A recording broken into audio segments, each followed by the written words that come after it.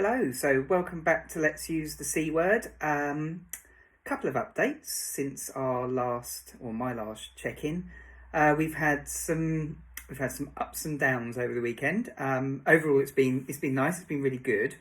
What has we've had a couple of changes. So I've basically had a really good night's sleep last night, which was such an amazing difference. I mean, we all know that sleep makes a huge difference when you have it versus when you don't. So that was a big difference to how I felt generally.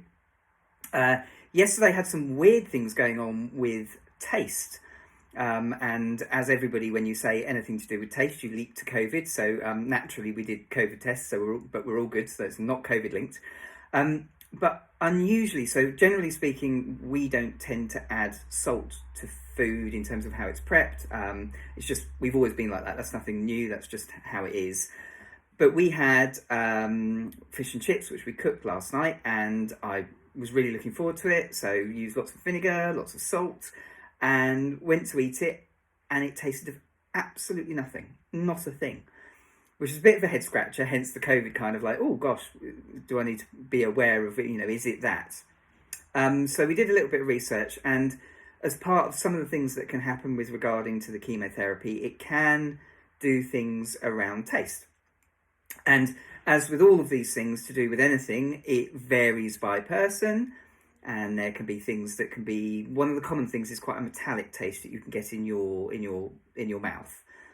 But strangely, it would appear that for whatever reason, right now, salt means that I can't taste. So these wonderful looking fish and chips might as well have been just nothing, because I couldn't taste it at all. And then we actually did a test today where I tried salt and vinegar crisps, and exactly the same thing. So could not taste it, could not do anything. So it was really strange and quite off-putting, because I was saying in one of my other updates how I've kind of got this newfound passion about food in terms of flavours and everything. It's actually been really quite nice. So it was a bit of a kind of swerve ball. One of the other things that I had yesterday was a sensitivity around my scalp. Now, as you can see, still got hair, but it might well be the early signs of the start of potentially maybe some thinning or bits and pieces. So, and what I have noticed is if I put my fingers in my hair, it's not falling out, but there's a couple of bits that are coming out, and did actually notice a little bit more in the shower this morning. So it's possible we might be starting the process of potentially my hair thinning, but that's fine because we're doing this to replace it. So, we'll go the other way. But no, other than that, it's been, I'm exhausted, I have to say. I'm absolutely exhausted, despite having a really good night last night. It's one of those things, you have a good night, and so I've probably done more than I would have done normally today. My cousin came today, which was wonderful, and met their new daughter, who's 10 weeks old, and that can do nothing but put a smile on your face. And we've had a fabulous day, and it's been really lovely. So I have had one of those weekends where we've had some really good stuff. I am still feeling, pretty good.